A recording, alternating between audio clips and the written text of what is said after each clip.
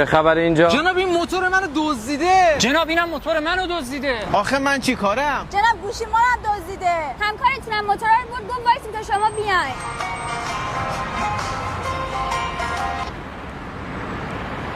خانم من تو مأموریتم، باهاتون تماس میگیرم. صبر کن گوشیمو دزدیدن. چی؟ مشخصاتشون چی بود؟ 2 تا خانم بودن، یکیش لباسش قهوه‌ای بود و یکی هم مشکی.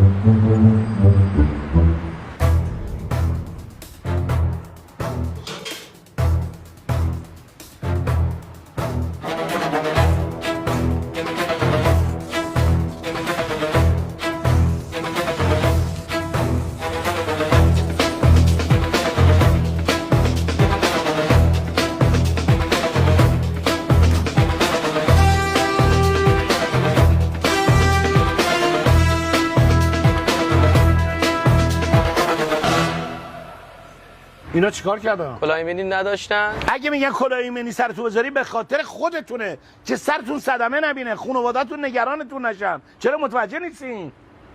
ای بابا، ولی جناب سرنگ ما به خاطر کلاه ایمنی اینا رو نیاوردیم. اینا هر 5 تاشون سارقن. سارقه اینا؟ بله و میگن موتوراشون رو نیروهای شما آوردن اینجا. نیروهای ما؟ جناب سرهنگ مامورایی که موتور اینا رو بردن همون مامور قلابیان که یدک شهرآور رو دزدیدن. گوشی زنگ خورده. اینجا کسی نمیتونه با گوشی صحبت کنه. قد قدم. فکر کنم مامور قلابیه باشه. باشه. باهاش صحبت کن ولی باهاش قرار بذار. باش. الو. سلام پیشی. سلام. من آقا پلیسم با بلدرچینی. جانم. خوبی؟ میخواستم بگم که بیاین حضوراً براتون پروندهتون رو رسیدگی کنم. باشه کجا بیاین؟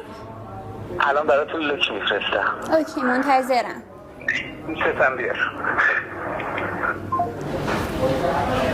رحمتزاده.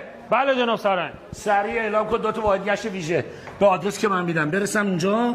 مأمور قلابی رو گیر آوردیم بجام. چه جناب سرهنگ؟